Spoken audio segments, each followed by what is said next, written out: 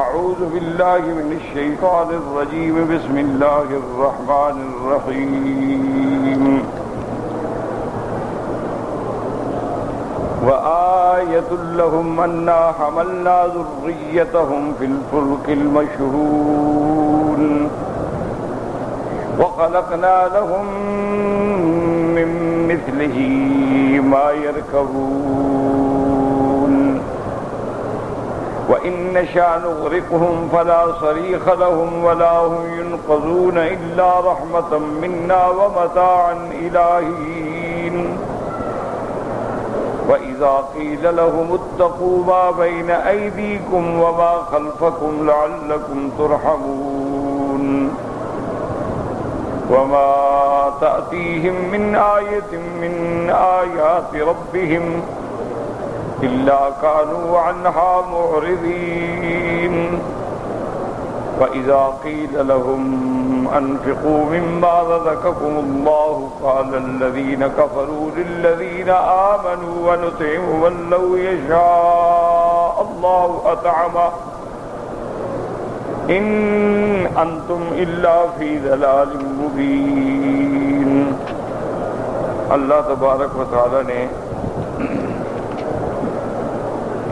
کلام مقدس کی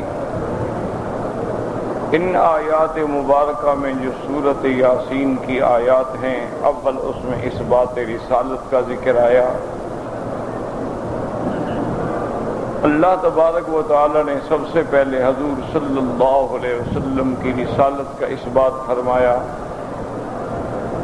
پھر اللہ تبارک و تعالی نے ایک علاقے کی بات بیان کی، ایک بستی کی بات بیان کی، وہ انطاکیہ تھی یا کوئی اور تھی، کہ ہم نے وہاں بھی رسولوں کو بھیجا لیکن انہوں نے تکذیب کی۔ پہلے اللہ نے 2 رسول بھیجے، انہوں نے تکذیب کی، پھر اللہ نے ان کی مدد کے لیے ایک تیسرا پیغمبر بھیجا۔ فَعَزَّزْنَا بِثَالِثٍ فَقَالُوا إِنَّا إِلَيْكُمْ مُرْسَلُونَ، نے کہا کہ ہم اللہ کے بھیجے ہوئے ہیں، اللہ کے رسول ہیں،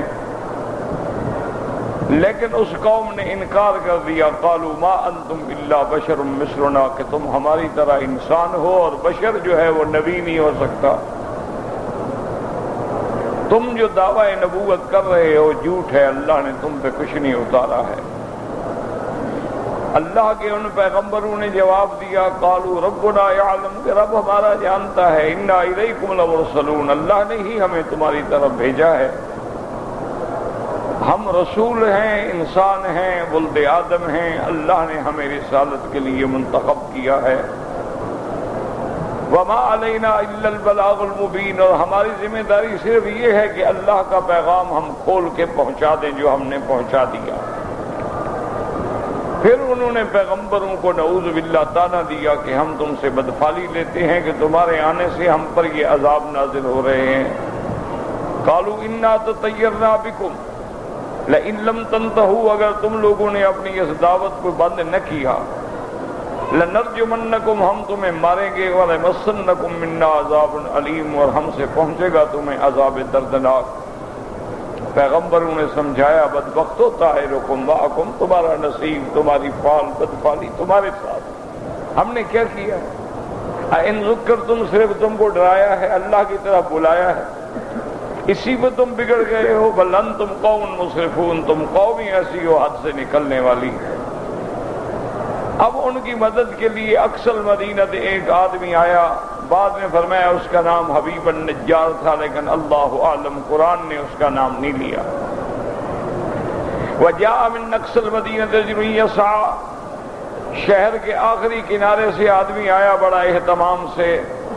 یسعی کا معنی دوڑنا بھی ہوتا ہے اور یسعی کا معنی اہتمام بھی ہوتا ہے، جیسے صفا کو بھی آپ کہتے ہیں السعی بین الصفا والمروہ، لیکن اسی طرح قرآن کہتا ہے اذا نودی للصلاۃ من یوم الجمعۃ، جب اذان جمعہ سنو تو فسعوا الی ذکر اللہ، تو معنی یہ نہیں کہ دوڑ پڑو، معنی یہ ہے کہ اب مسجد میں جانے کی تیاری کرو، اب وقت ہو گیا۔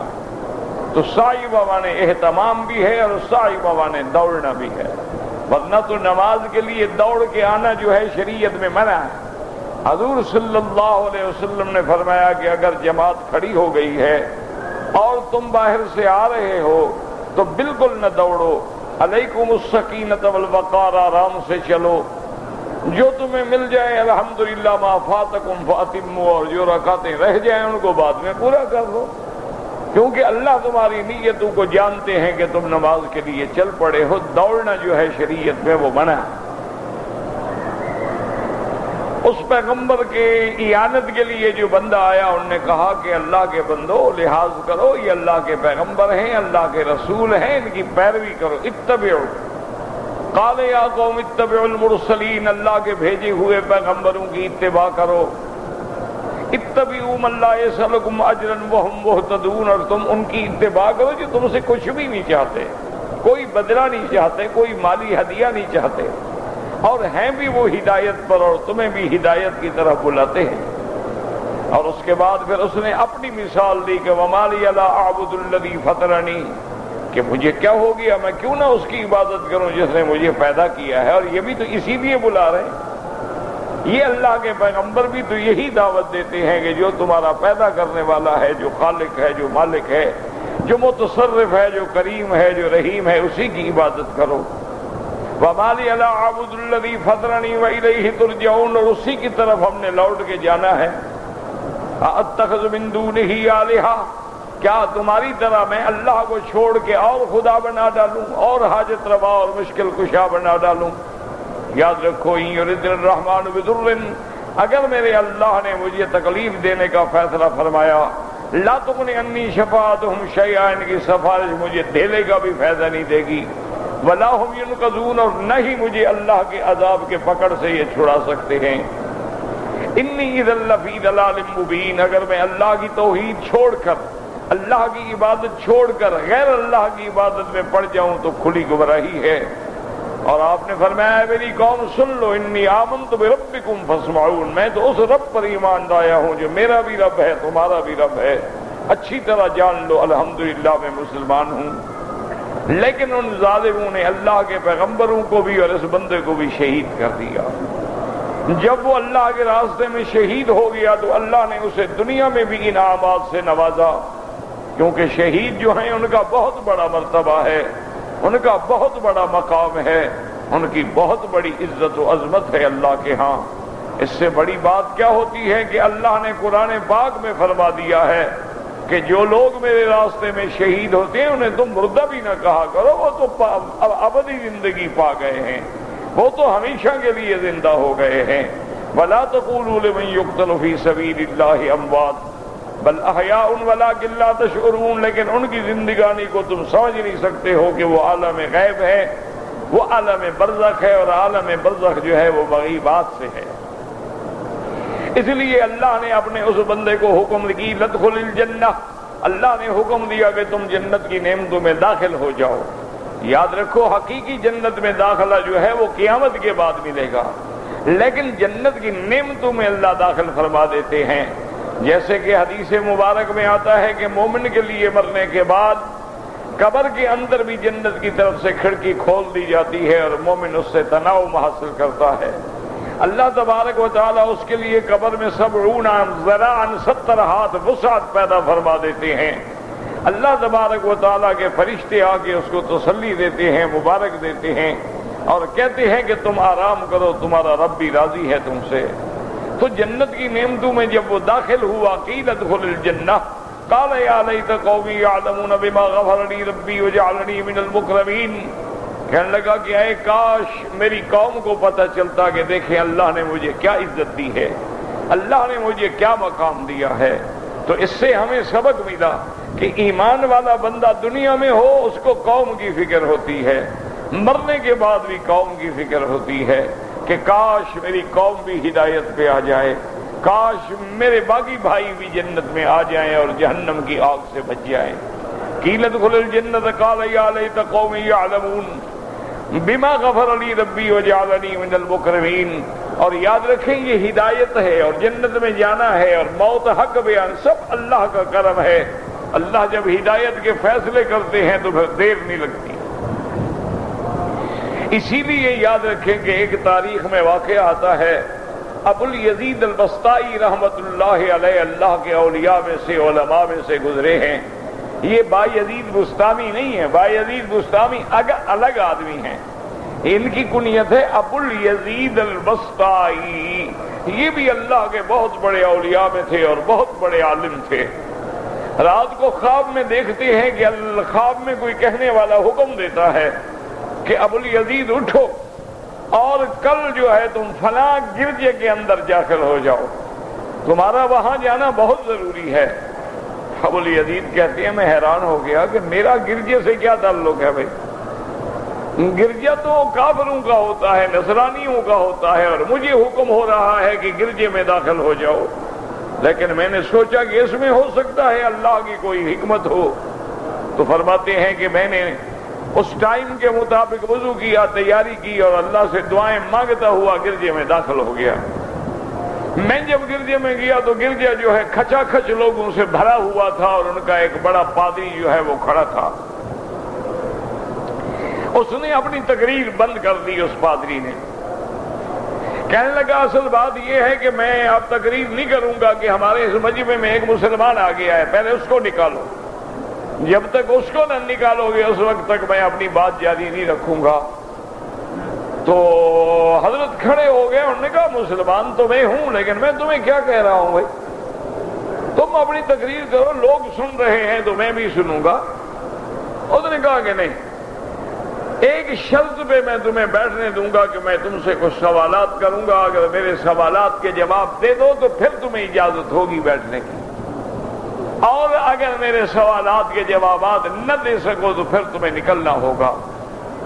ابو الیزید البسطائی رحمت اللہ علیہ کھڑے ہو گئے. فرمایا پوچھو کیا پوچھتے ہو؟ اس نے کہا اچھا مجھے یہ بتاؤ کہ وہ ایک کون سا ہے جس کا دوسرا نہیں؟ وہ دو کون سا ہے جس کا تیسرا نہیں؟ وہ تین کون سا ہے جس کا چوتھا نہیں؟ وہ کون سی چیز ہے چوتھی ہے لیکن پانچویں نہیں؟ وہ کون سی چیز ہے جو 6 ہے لیکن 7واں نہیں؟ وہ کون سی چیز ہے جو 8 ہے لیکن 9واں نہیں؟ وہ کون سی چیز ہے جو 10 ہے لیکن اس میں کبھی اضافہ بھی ہو سکتا ہے؟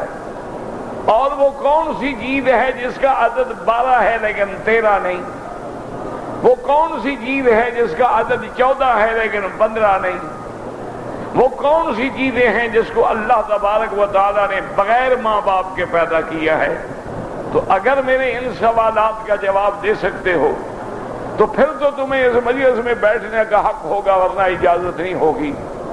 آپ نے فرمایا سنو، وہ ایک اللہ کی ذات ہے جس کا دوسرا کوئی نہیں، اور وہ دو جو ہیں دن رات ہے جس کا تیسرا کوئی نہیں. یا دن ہوگا یا رات ہوگی. اور وہ تین ایسے ہیں جو حضرت موسیٰ علیہ السلام نے خضر پہ سوال کیا تھا، اس کا چوتھا کوئی نہیں. حضرت موسیٰ علیہ السلام نے خضر سے 3 باتوں کا سوال کیا تھا. ایک اما السفینۃ، اور دوسرا اما الغلام، اور تیسرا اما الجدار فقال للغلامین. تو چوتھا سوال ہے ہی نہیں. اور اس نے کہا کہ اچھا یہ بتاؤ کہ وہ 8 کیا ہے؟ انہوں نے کہا اللہ کے وہ فرشتے جنہوں نے عرش کو اٹھایا ہوا ہے. یحمل عرش ربک فوقہم یومئذ 8، اس کا 9 کوئی نہیں. اس نے کہا اچھا یہ بتائیں کہ 10 ہے لیکن بڑھ بھی سکتا ہے. انہوں نے کہا من جاء بالحسنۃ فلہ عشر امثالھا. اللہ فرماتے ہیں جو نیکی کرے گا 10 گنا اجر ملے گا، لیکن میں اگر چاہوں تو 700 گنا بھی بڑھا دوں. اس نے کہا اچھا مجھے یہ بتائیں کہ وہ 12 کون ہے جس میں 13 کوئی نہیں ہے؟ اس نے کہا وہ موسیٰ علیہ السلام کا معجزہ ہے کہ جب اللہ نے حکم دیا اور آپ نے پتھر پہ اپنا عصا مارا، فانفجرت من حسنتا عشرۃ عینا، اس سے 12 چشمے پھوٹ پڑے. یہ وہ 12 ہیں. اس نے کہا اچھا یہ بتاؤ 9 ہو جس کا 10 نہیں؟ اس نے کہا وہ موسیٰ علیہ السلام کے معجزات ہیں. اللہ نے فرمایا وَلَقَدْ آتَيْنَا مُوسَىٰ 9 آیات بَیِّنَاتٍ. ہم نے موسیٰ علیہ السلام کو 9 معجزے دیے ہیں. اس نے کہا اچھا 4 ہیں لیکن 5واں نہیں. اس نے کہا ایک تورات ہے، زبور ہے، انجیل ہے، قرآن ہے، 5ویں کوئی کتاب نہیں ہے اس وقت دنیا میں جس کا نام ہو. انہوں نے کہا اچھا آپ یہ بھی بتا سکتے ہیں وہ کون سی چیزیں ہیں جن کو اللہ نے بغیر ماں اور باپ کے پیدا کیا ہے؟ آپ نے فرمایا اللہ نے آدم کو بغیر ماں اور باپ کے پیدا کیا ہے. اللہ نے فرشتوں کو بغیر ماں اور باپ کے پیدا کیا ہے. اور اللہ تبارک و تعالیٰ نے جو حضرت اسماعیل کے بدلے میں مینڈھا بھیجا تھا اس کو بھی بغیر کسی ماں باپ کے پیدا کیا ہے. وَفَدَيْنَاهُ بِذِبْحٍ عَظِيمٍ. اللہ نے حکم دیا تھا جبریل علیہ السلام کو کہ جنت سے مینڈھا لے جائیں تاکہ ابراہیم علیہ السلام کی قربانی جو ہے وہ پوری ہو جائے. اس نے کہا اچھا یہ مجھے بتائیں کہ وہ 6 کون سے ہیں جس کا 7واں نہیں؟ اس نے کہا قرآن میں ہے هُوَ الَّذِي خَلَقَ السَّمَاوَاتِ وَالْأَرْضَ وَمَا بَيْنَهُمَا فِي 6 أَيَّامٍ کہ اللہ نے آسمانوں اور زمینوں کو 6 دنوں میں پیدا کیا ہے. تو یہ 6 ہیں، یہ 7 نہیں ہو سکتے. اللہ نے قرآن میں نص قطعی بیان فرما دی ہے. اور اس نے کہا اچھا یہ مجھے آپ بتا سکتے ہیں کہ کوئی ایسی چیز بھی ہے جس کا عدد 14 ہو اور 15 نہ ہو؟ اس نے کہا ہاں، اللہ نے جب زمینوں اور آسمانوں کو خطاب کیا ثم استوى الى السماء فهي دخان فقالتا وللارض ائتيا طوعا او كرها قالتا اتينا طائعين.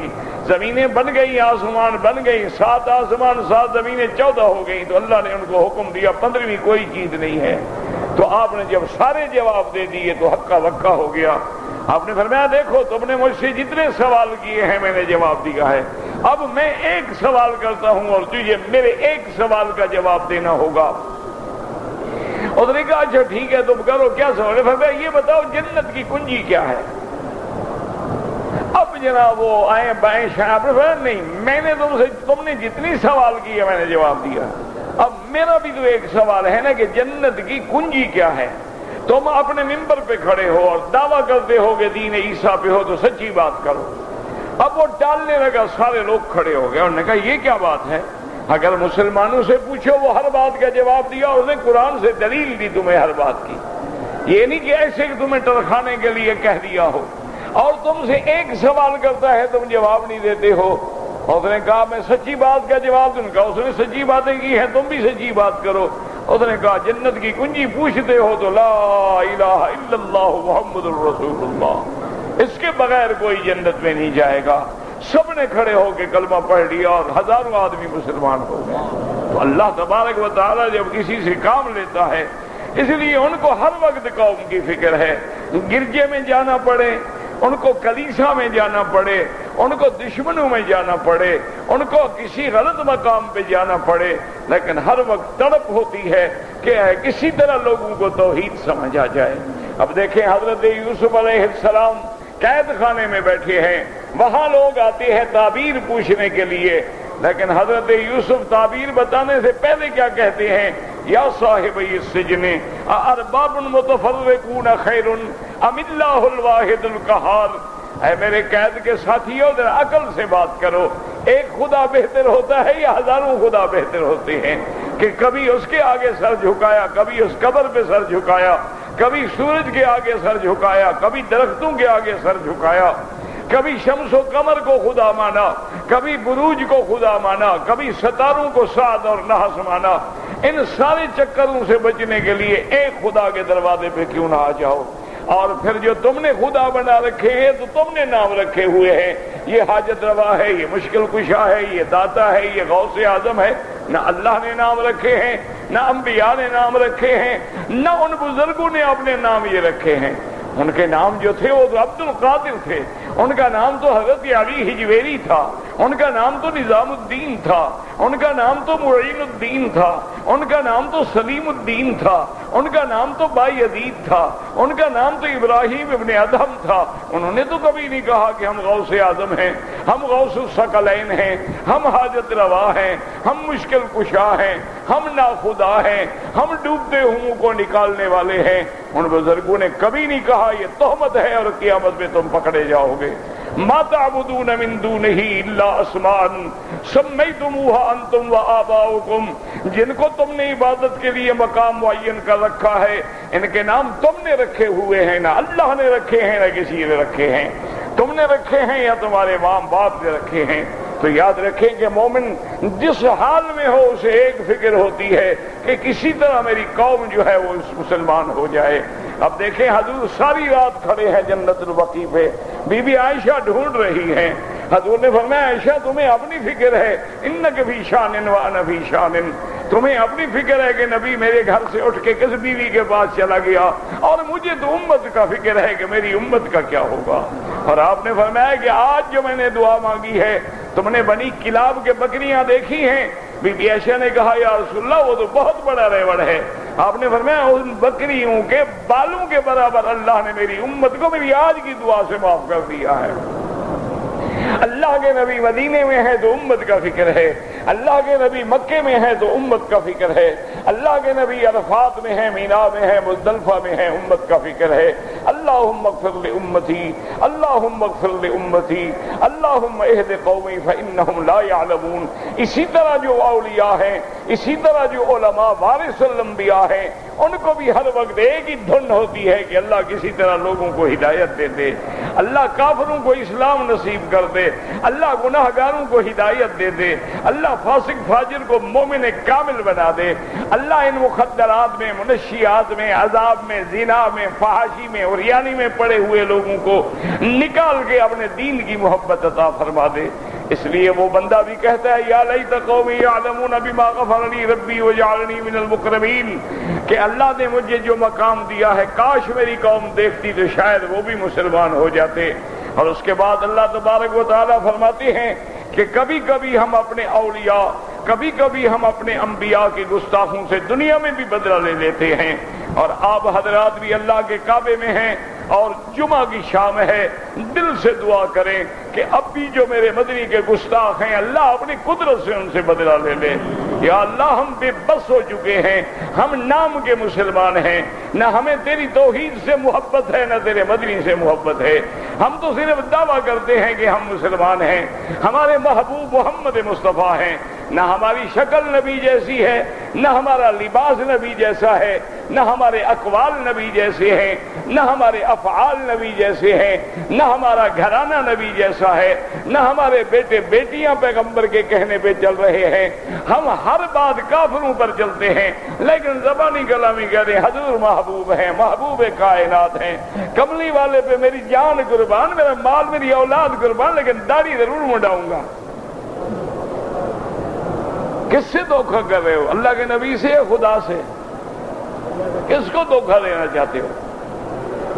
کہ جان قربان ہے لیکن نافرمانی ضرور کروں گا، جان قربان ہے میں حقہ نہیں چھوڑ سکتا، جان قربان ہے میں فلم نہیں چھوڑ سکتا، جان میری مدنی پہ قربان ہے لیکن میں ڈش پہ ضرور بیٹھوں گا، جان میری حضور پہ قربان ہے لیکن انٹرنیٹ پہ گندی فلمیں میں ضرور دیکھوں گا، جان میری نبی پہ قربان ہے، میرے گھر میں نہ حیا ہے نہ پردہ ہے، جان نبی پہ قربان ہے۔ پتہ نہیں ایسا منافق دنیا میں پتہ نہیں پہلے کو تاریخ میں بھی پیدا ہوا ہے یا نہیں ہوا۔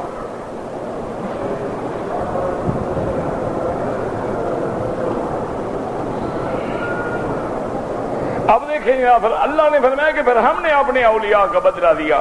وما انزلنا على قومه من بعده من جند من السماء وما كنا منزلين، فرمایا اس کے بعد ہم نے اس دشمنوں سے بدلہ لینے کے لیے وہ لشکر نہیں بھیجا اور نہ ہمیں لشکر اتارنے کی ضرورت ہے۔ ان كانت الا صيحة واحدة فإذا هم خامدون، وہ تو محض ایک چیخ تھی کہ سارے بجھ کے رہ گئے اور مر گئے۔ اللہ نے جبریل کو حکم دیا، جبریل علیہ السلام شہر کے گیٹ پہ آئے، دروازے پہ آئے، دروازے کی عزادت الباب کو پکڑ کے کھڑے ہوئے اور چیخ ماری، ساری قوم مر گئی۔ اس کے بعد اللہ فرماتے یا حسرت علی العباد، کاش افسوس ہے ان بندوں پہ اور کہ جب بھی ان کے پاس پیغمبر آتا ہے، جب بھی ان کے پاس میرا پیغام آتا ہے یہ ٹھٹھا کرتے ہیں، مخول کرتے ہیں۔ الم یروا کما اہلکنا قبلہم من القرون انہم الیہم لا یرجعون، کیا یہ اندھے ہیں نہیں دیکھتے؟ کیا یہ نہیں جانتے؟ کیا نہیں پڑھتے کہ ان سے پہلے ہم نے کتنی قوموں کو تباہ کر ڈالا ہے؟ وَإِن كُلٌّ لَّمَّا جَمِيعٌ لَّدَيْنَا مُحْضَرُونَ، اور سارے کے سارے اولین و آخرین قیامت میں میری دربار میں حاضر ہوں گے۔ اللہ نے فرمایا وَآيَةٌ لَّهُمُ الْأَرْضُ مَيْتَةٌ أَحْيَيْنَاهَا، تمہارے سامنے نشانی ہے کہ مردہ زمینوں کو ہم زندہ کرتے ہیں، پھر اس سے تمہارے لیے دانے نکالتے ہیں جو تم کھاتے ہو۔ وَجَعَلْنَا فِيهَا جَنَّاتٍ مِّن نَخِيلٍ وَأَعْنَابٍ، پھر زمین میں ہم تمہارے لیے باغات پیدا کرتے ہیں کھجوروں کے، انگوروں کے۔ وَفَجَّرْنَا فِيهَا مِنَ الْعُيُونِ، اور ہم نکالتے ہیں چشموں سے پانی۔ لِيَأْكُلُوا مِن ثَمَرِهِ وَمَا عَمِلَتْهُ أَيْدِيهِمْ، تاکہ تم ان پھلوں کو کھاؤ حالانکہ تم نے کچھ بھی نہیں کیا ہے۔ زیادہ سے زیادہ تم نے تو ایک بیج کو مٹی میں ڈالا ہے، لیکن اس کو بنانے والا، چلانے والا، اٹھانے والا جو ہے وہ تو اللہ تبارک و تعالیٰ کی ذات ہے۔ افلا یشکرون، تم اتنی نعمتوں کے بعد اللہ کا شکر نہیں کرتے ہو؟ سبحان الذی خلق الازواج کلھا، پاک ہے وہ ذات جس نے ہر چیز کے جوڑے پیدا کیے ہیں، چاہے وہ زمین سے نکلیں، چاہے انسان سے نکلیں، اور چاہے وہ مخلوق جن کو تم نہیں جانتے ہو۔ اور فرمایا میری نشانیاں قدرت کی دیکھو، وآیۃ لہم اللیل، کہ نشانی دیکھو رات ہے، ہم نے نسلخ منہ النہار، ہم نے دن کی روشنی کا اوپر جو چادر تھی وہ اتار لی اور یہ اندھیرے میں رہ گئے۔ والشمس تجری لمستقر لہا، سورج اپنے مقام کے لیے، اپنے زمان کے لیے چل رہا ہے۔ یہ سورج چاند کا نظام جو ہے، ذالک تقدیر العزیز العلیم، یہ اس ذات کا بنایا ہوا ہے جو غالب بھی ہے، جو علم والا بھی ہے، کہ مجال ہے اس نظام میں کہ ذرے کے برابر بھی فرق آ جائے۔ والقمر قدرناہ منازل، اور چاند کے لیے ہم نے منزلیں معین کر دی ہیں، حتی عاد کالعرجون القدیم، پہلے آتا ہے، چڑھتا ہے اور پھر اس کے بعد ایسے ہو جاتا ہے جیسے پرانی ٹہنی ہوتی ہے۔ للشمس ينبغي لها ان تدرك القمر، سورج کو طاقت نہیں ہے کہ وہ جا کے چاند کو ہاتھ پکڑ لے۔ ولللیل سابق النہار، اور نہ رات کو کہ وہ دن سے پہلے آئے، بلکہ جو اللہ نے نظام رکھا ہے وہ کلن فی فلک یسبحون، یہ تمام چیزیں جو ہیں فلک میں تیر رہی ہیں۔ یسبحون کا معنی تیرنا، تو یاد رکھیں یہ آسمانوں میں نہیں ہے، فلک میں ہیں۔ آسمان الگ چیز ہے اور فلک الگ چیز ہے، نہ سورج آسمان میں ہے، نہ چاند آسمان میں ہے، نہ یہ سیارات آسمان میں ہیں۔ اس لیے قرآن کہتے ہیں انا زینا السماء الدنیا بزینۃ الکواکب، تو زینت وہ ہوتا ہے جو باہر ہو، اندر کی چیز کی زینت کون دیکھتا ہے ما سوا اللہ کے؟ تو اس لیے یہ ساری چیزیں جو ہیں باہر ہیں اور اللہ تعالیٰ کی نشانیوں میں، اللہ کی قدرتوں میں ہیں۔ اب آج کے سبق میں جو ہم نے پڑھا ہے یہ بھی اللہ کی قدرت کی نشانی۔ فرمایا وآیۃ لہم انا حملنا ذریتہم فی الفلک المشحون، اللہ فرماتے ہیں میری قدرت کی نشانیوں میں سے نشانی ہے انا حملنا ذریتہم، کہ ہم نے ان کو اٹھایا، ان کی اولادوں کو ایک ایسی کشتی میں جو بھری ہوئی ہے۔ اللہ فرماتے ہیں نشانیوں پہ غور کرو کہ دریا کس نے پیدا کیا، دریا پہ پھر کشتیاں کس نے چلائیں، اور کس نے یہ کیفیت پیدا کر دی کہ دریا کا پانی جو ہے وہ املس ہے۔ یاد رکھو دریا جو ہے یہ املس ہوتے ہیں۔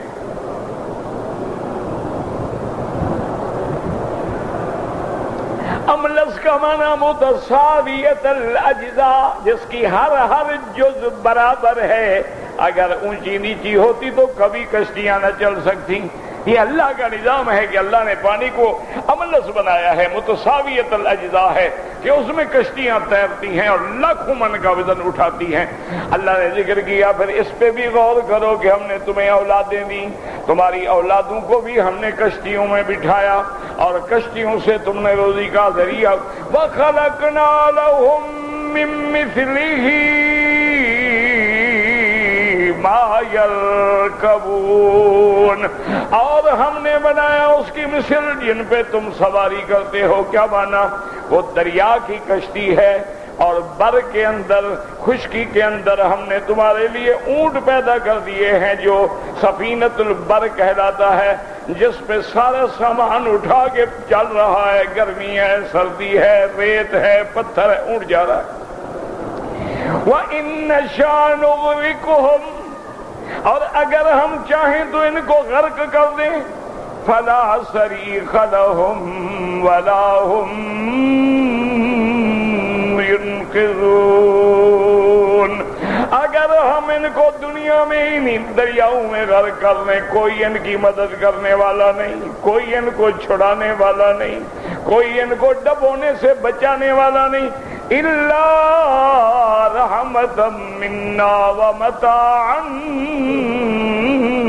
الہین، مگر ہماری رحمت ہے جو تمہیں دریاؤں میں بھی چلاتی ہے، تمہیں خشکیوں میں بھی چلاتی ہے، اور جس نے تمہیں ایک مدت معلوم تک مہلت دے رکھی ہے کہ فائدہ اٹھا لو، اس کے بعد موت ہے۔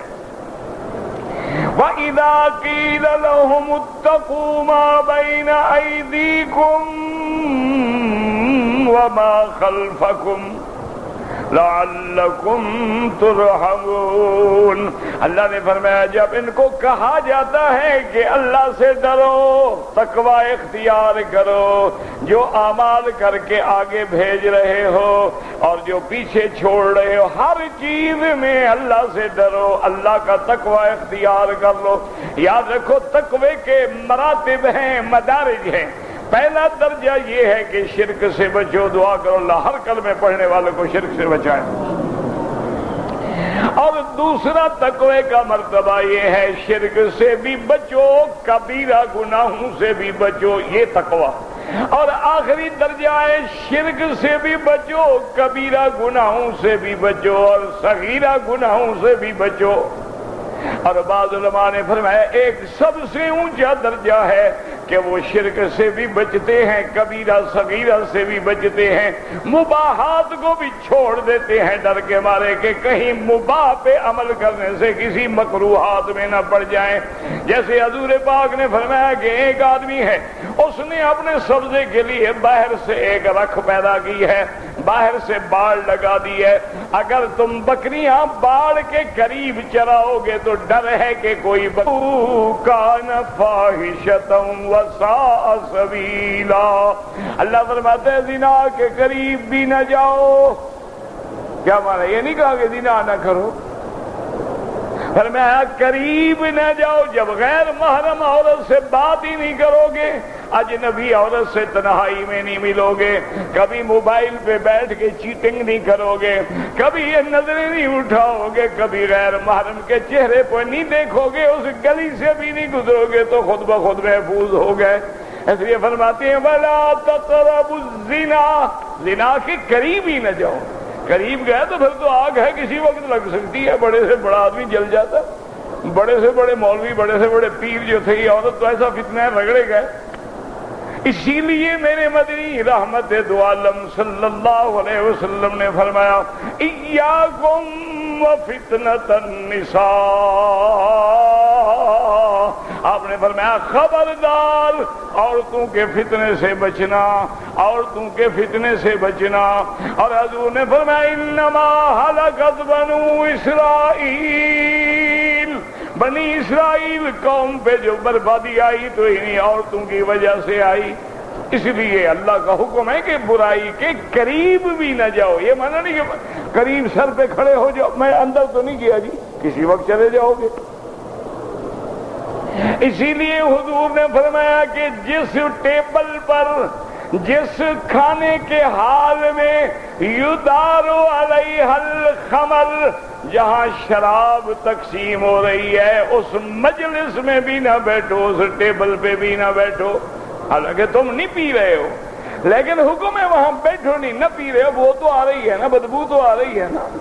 نہ پی رہے ہو تو پینے والوں کو تو دیکھ رہے ہو، نہ پی رہے ہو تو پینے والوں کے بعد خاموش بیٹھے، ان کو تو نہیں کہہ رہے ہو نا کہ جناب یہ حرام ہے۔ یہ تو پھر جرت والا کوئی عالم کہتا ہے نا۔ وہ حضرت ہزاروی صاحب کے بارے میں آتا ہے، اللہ ان کی قبر پہ رحمت کرے، وہ آپ کے ملک میں ایک بہت بڑا آدمی تھا، مر گیا بیچارہ، اللہ بخشے اس کو بھی۔ ہر مسلمان نے مرنا ہے، مرنے کے بعد کسی کی برائی نہیں ہونی چاہیے، اسے میں نام نہیں لوں گا۔ اتفاق سے حضرت جب گئے تو اس کی ٹیبل پہ بوتل بھی رکھی تھی اور جام بھی رکھا تھا، اور وہ شغلے میں نوشی فرما رہے تھے۔ تو مولانا آخر کو بچے تو نہیں تھے، MNA رہے، اتنا بڑا عالم، اتنا بڑا، انہوں نے کہا یہ کیا ہے؟ انہوں نے کہا مولانا کیا پوچھتے ہو، یہ شیرنی کا دودھ ہے۔ آپ نے فرمایا شیرنی کا دودھ تو نہیں لگتا مجھے، تو کتی کا پیشاب لگتا ہے جو تم پی رہے ہو۔ یہ حق بات کہنے والے مر گئے۔ اب تو جناب یہ ہے کہ افسر شیعہ ہو، ہمارے مولوی شیعہ بن جاتے ہیں، یوم حسین منا کے دعوت دیتے ہیں۔ اگر افسر بریلوی ہو تو میلاد کا جلسہ ہو جاتا ہے۔ اور دیکھا کہ یار یہ تو افسر بڑا سخت عقیدے کا پکا ہے، تو ٹھیک ہے توحید پر جلسہ رکھ لیتے ہیں، اللہ کی توحید کی بیان کر دو بس۔ آج کل تو یہ یہ حال ہے، مولوی بھی بک گئے اور پیر بھی بک گئے، بتاؤ کیا خریدو گے؟ یہاں ہر چیز بکتی ہے، ریٹ میں فرق ہے، کوئی مولوی سستا بک گیا، کوئی مہنگا بک گیا۔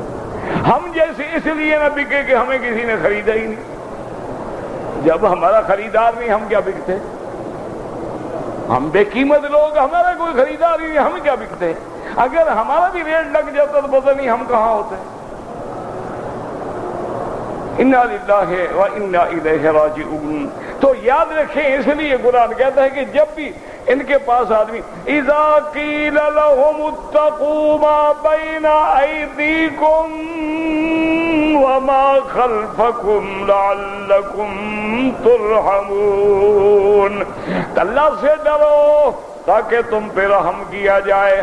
وما تاتیہم، اللہ فرماتے ہیں وما تاتیہم من آیت من آیات ربہم الا کانوا عنہا معرضین، جب بھی ان کے پاس کوئی توحید کی نشانی، اللہ کے انبیاء کی نبوت اور رسالت کی دلیل، قیامت کی نشانی آتی ہے، یہ منہ پھیر دیتے ہیں، یہ حق بات سننے کے لیے تیار نہیں ہے۔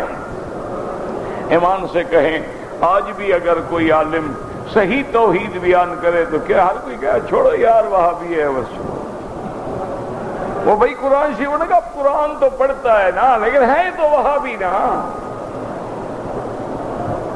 انہوں نے کہا یار کعبہ سامنے ہوتا ہے کہ جو یار ٹھیک ہے بات سچی کہتے لیکن ہے تو وہابی نا، پیروں کو نہیں مانتا نا۔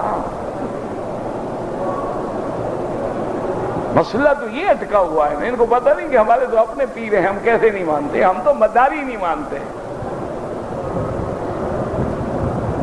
ہم تو مداریوں کو نہیں مانتے ہیں، ہم ان پیروں کو نہیں مانتے ہیں جن کے گھروں میں لوگوں کی عورتیں ہیں، ہم ان پیروں کو نہیں مانتے ہیں جن کی راتیں شراب میں گزرتی ہیں، ہم ان پیروں کو نہیں مانتے ہیں جو بھنگ کے رسیا ہیں، ہم ان پیروں کو نہیں مانتے جو بے نواز ہیں، ہم ان پیروں کو نہیں مانتے جن کا عقیدہ توحید پہ نہیں ہے، ہم تو اللہ والوں کے غلام ہیں۔ اولیاء اللہ ہوتے کون ہیں؟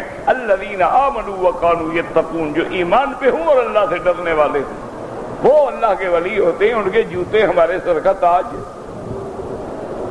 اس لیے فرماتے ہیں وَإِذَا قِيلَ وَمَا تَأْتِيهِم مِّنْ آیَاتِ رَبِّهِمْ إِلَّا كَانُوا عَنْهَا مُعْرِضِينَ وَإِذَا قِيلَ لَهُمْ أَنفِقُوا مِمَّا رَزَقَكُمُ اللَّهُ، اور ان کو جب مسلمان کہتے ہو بدبختو اللہ نے تمہیں پیسہ دیا، دولت دیا، غریبوں کو بھی دیا کرو، غریبوں کی بھی مدد کیا کرو۔ قال الذین کفروا للذین آمنوا، اب کافر کیا جواب دیتے ہیں؟ انطعم من لو یشاء اللہ اطعمہ، کافر کہتے ہیں کہ دیکھو مسلمانوں، تم کہتے ہو رزاق خدا ہے، تو اگر ان غریبوں کو اس رزاق نے روزی نہیں دی تو ہم کیوں دیں؟ یعنی طنز کرتے ہیں، نعوذ باللہ، کہتے ہیں کہ اللہ نے جن کو غریب رکھا ہے، حالانکہ یہ بدبخت نہیں جانتے یہ نظام ہے، ساری دنیا غریب ہوتی نظام عالم تباہ ہو جاتا، ساری دنیا امیر ہوتی نظام عالم تباہ ہو جاتا۔ غریب کو امیر سے دولت کی احتیاج ہے، امیر کو غریب سے کام کی احتیاج ہے، وہ بھی محتاج ہے، وہ بھی محتاج ہے۔ اب آپ دیکھیں اربوں پتی آدمی ہو، اربوں پتی آدمی ہو، اس کے پاس 2-2 کروڑ کی گاڑی ہو لیکن ڈرائیور کا محتاج ہے، آپ کروڑوں لگا کے کوٹھی بنا لیں لیکن پلمبر کے محتاج ہیں، درخان کے محتاج ہیں، مستری کے محتاج ہیں، آرکیٹیکٹ کے محتاج ہیں، انجینئر کے محتاج ہیں۔ آپ کے گھر میں گندگی ہو جائے تو جھاڑو دینے والے کے محتاج ہیں، ورنہ آپ کو خود جھاڑو دینا پڑتا۔ یہ تو نظام ہے میرے اللہ کا۔ وَإِذَا قِيلَ لَهُمْ أَنفِقُوا مِمَّا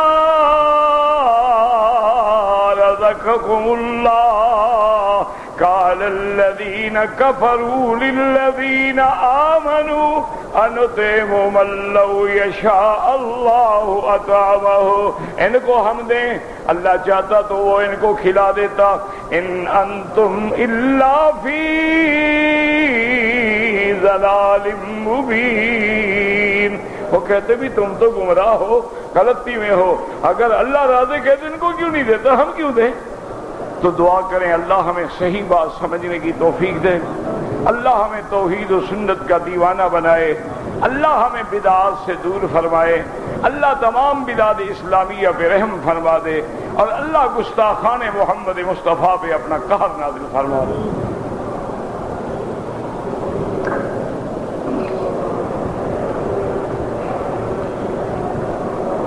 ایک آدمی نے عمرہ کیا، عمرہ کرنے کے بعد طواف کیا، صفا مروہ دوڑ کے، صفا نہیں دوڑا، سر مڑا دیا، دم پڑ گئی ایک بکری. صفا واجب ہے، واجب چھوڑا، دم پڑ گئی. مکے میں ایک بکری ذبح کر کے غریبوں کو کھلائے. اگلے دن اپنے گھر سے احرام باندھ کے عمرہ کیا، اس کا دینے کا فائدہ ہی نہیں، وہ عمرہ ہی نہیں ہے. گھر سے بھی کوئی عمرے ہوتے ہیں؟ ماشاءاللہ تیرا گھر بھی اب میقات ہو گیا کہ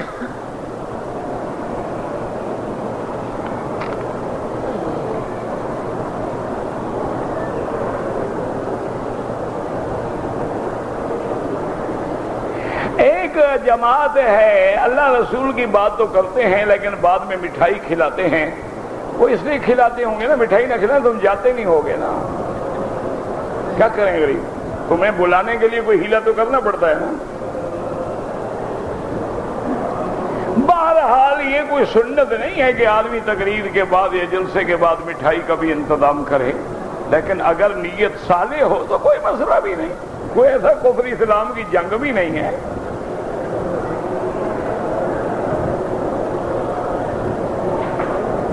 وہ بھی سب جماعتیں جو بھی اللہ قرآن کی بات کریں سب اچھی ہیں، یاد رکھو. کوئی جماعت کیا ہوتی ہے، یہ ایک اپنا نام ہے، اصل یہ دیکھو کہ ان کا عقیدہ توحید پہ، سنت پہ، اتباع رسول صلی اللہ علیہ وسلم پہ ٹھیک ہے، سب ٹھیک ہے.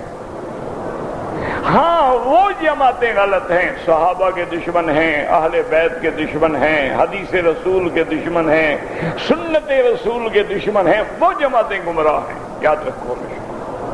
یعنی ایک جماعت ہے لیکن ان کو ابو بکر عمر عثمان سے بغض ہے تو قرآن کی مخالف ہو گئی.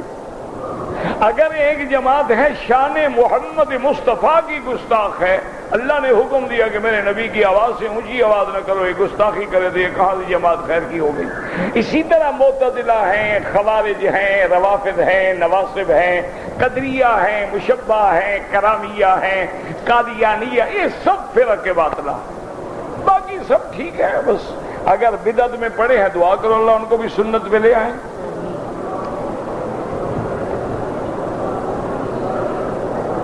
اگر عصر کے بعد طواف کیا ہے، حنفی مسلک میں 2 رکعت مغرب کے بعد پڑھیں. امام شافعی اور امام احمد بن حنبل کے نزدیک مکے میں ہر وقت جائز ہے.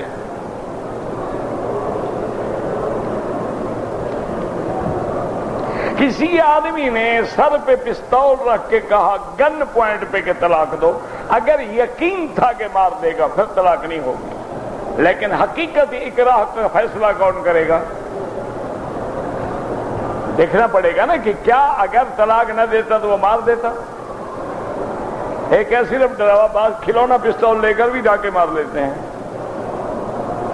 تو حقیقت دیکھنی ہوگا، اگر حقیقت ہو پھر طلاق نہیں ہوگی.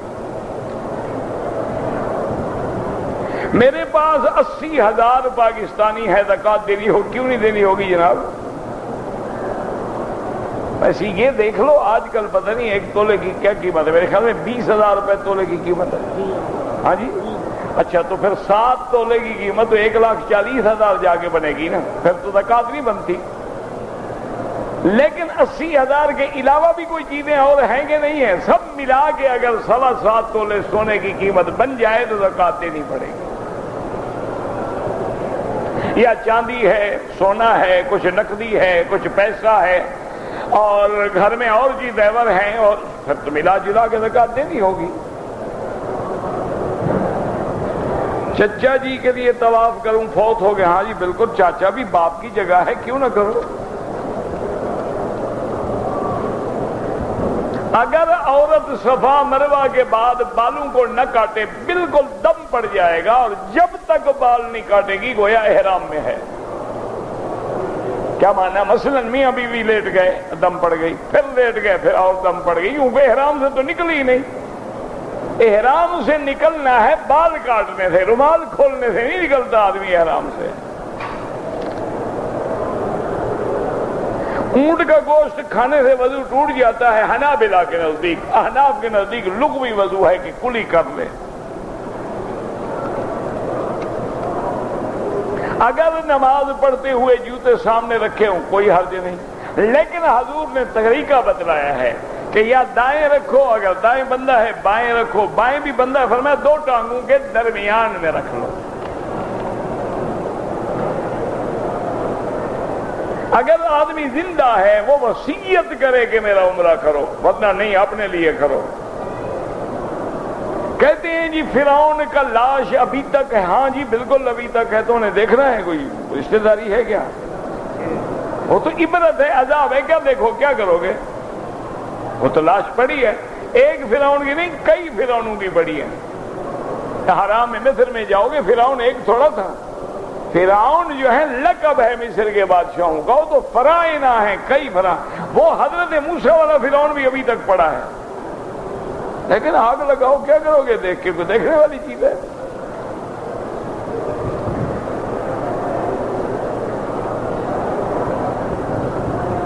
ایک ہی سوال ہے، اگر ہم مکے میں رہتے ہوئے عمرہ کرنا چاہیں، مکے میں رہتے ہوئے افضل یہ ہے کہ طواف زیادہ کرو، جتنا وقت عمرے پہ لگاؤ اتنا وقت طواف میں لگاؤ تو زیادہ ثواب ہے۔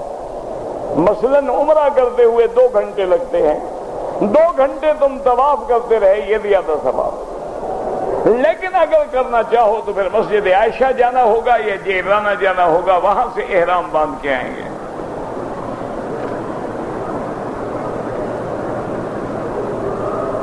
اگر عمرہ کرتا ہے حج نہیں کر سکا، کوئی حرج نہیں۔ اگر ایک آدمی کی بیٹیاں جوان ہیں، بیٹا جوان ہے، تو ان کی شادی کرنے سے پہلے حج یا عمرہ کر سکتے، بالکل کر سکتے۔ یہ کیا مسئلہ ہے؟ رشتہ 10 سال نہ ملے حج بھی چھوڑ دے؟ یہ لوگوں نے من گھڑت قصے بنائے ہوئے ہیں نا۔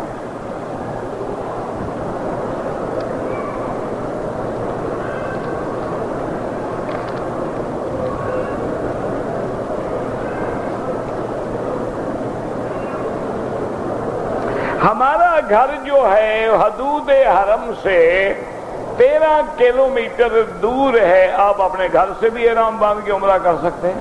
منع یہ ہے کہ حد حرم سے باہر جانا ہوگا۔ مسجد عائشہ چونکہ باہر ہے، جیرانہ باہر ہے، عرفات باہر ہے، حدیبیہ باہر ہے، جدہ باہر ہے، بحرہ باہر ہے، تمہارا گھر بھی باہر ہے، وہاں سے احرام باندھ کے آ جاؤ۔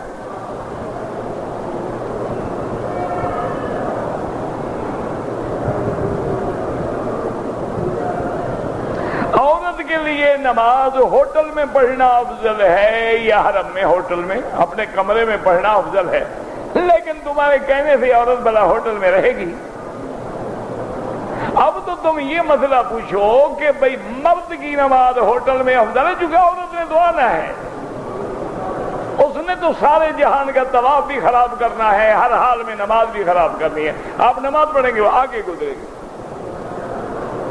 ورنہ اللہ نے اس کو آنکھیں نہیں دی ہے میں نماز پڑھے میں بیٹھ جاؤں 15 منٹ، جب لوگ اٹھ جائیں گے میں چلی جاؤں گی، لیکن نہیں، آگے گزرے گی کہ سب کی نماز برباد ہو۔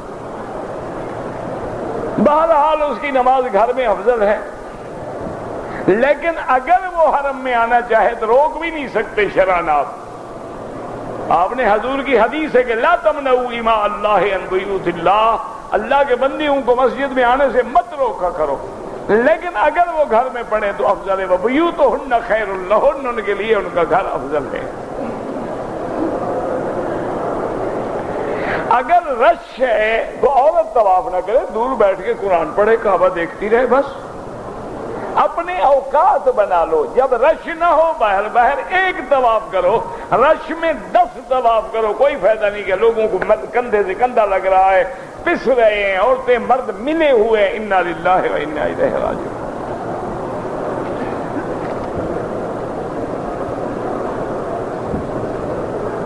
اگر ایک آدمی نے ایک طواف کے 7 چکر پورے کر لیے، 2 رکعت نہیں پڑی، دوسرا طواف شروع کر دے، کوئی حرج نہیں۔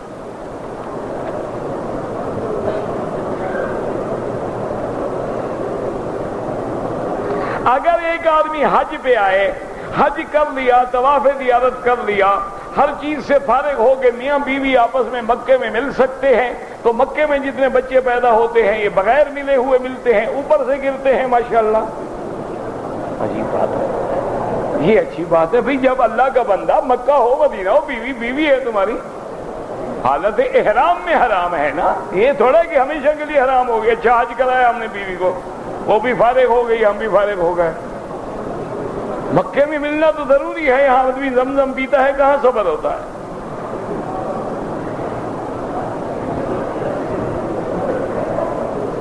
میں نے کراچی سے روانہ ہوتے وقت احرام نہیں باندھا، مسجد عائشہ سے احرام باندھا، آپ عمرے سے بھی محروم ہو گئے میقات کے، اور ایک دم بھی پڑ گئی۔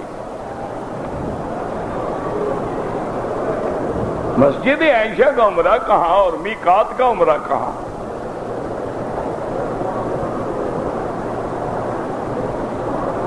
آج کل بچے کمپیوٹر پہ گیم کھیلتے ہیں، کیا پتا وہ کون سی گیم کھیلتے ہیں، گیم کی بات ہے نا، یہ تو دیکھنا پڑے گا نا ماں باپ کو کہ بچہ کون سی گیم کھیل رہا ہے۔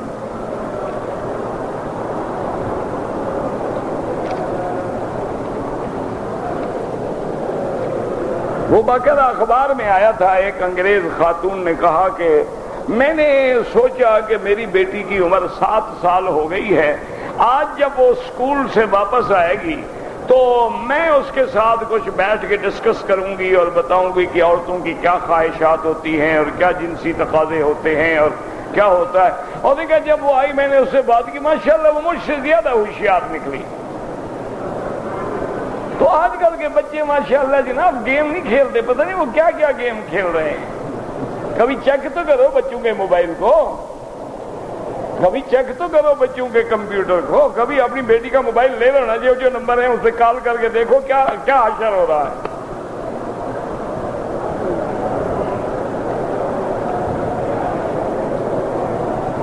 اگر پاؤں پہ زخم ہے زمزم لگائیں، بالکل لگائیں، کیوں نہ لگائیں، آخر غسل کریں، سب جائز ہے۔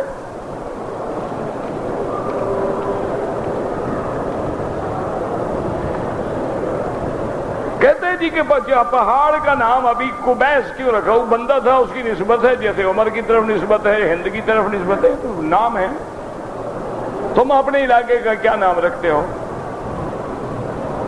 تم بھی تو رکھتے ہو نا کہ جی یہ رحیم یار خان ہے، یہ ملتان شریف ہے، یہ اچ شریف ہے، یہ سکھر شریف ہے، کیوں رکھتے ہو؟ تو نسبت تو ہوتی ہے۔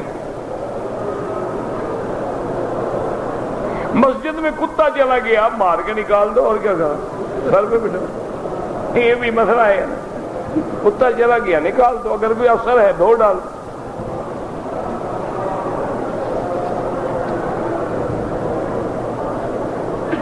اگر زمزم ہم گھر لے جائیں، بابا تھوڑا تھوڑا دو، ملا کے کیوں دو؟ کو بھی اتنا ہم لائے ہیں، تھوڑا ایک ایک گھونٹ دے دو۔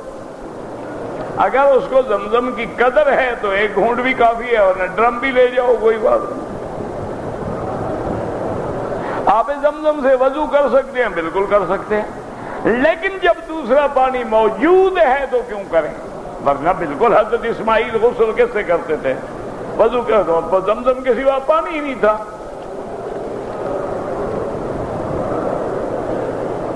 اگر ایک آدمی نے طواف کر لیا عصر کے بعد، صفا مروہ دوڑ لیا، سر منڈا لیا، 2 رکعت بعد میں پڑھی، کوئی حرج نہیں، 2 رکعت تو 4 دن بعد بھی پڑھ سکتے ہو۔ اگر دوران طواف خطبہ شروع ہو جائے، بیٹھ چھوڑ دو طواف، خطبے کا حکم ہے کہ سنو۔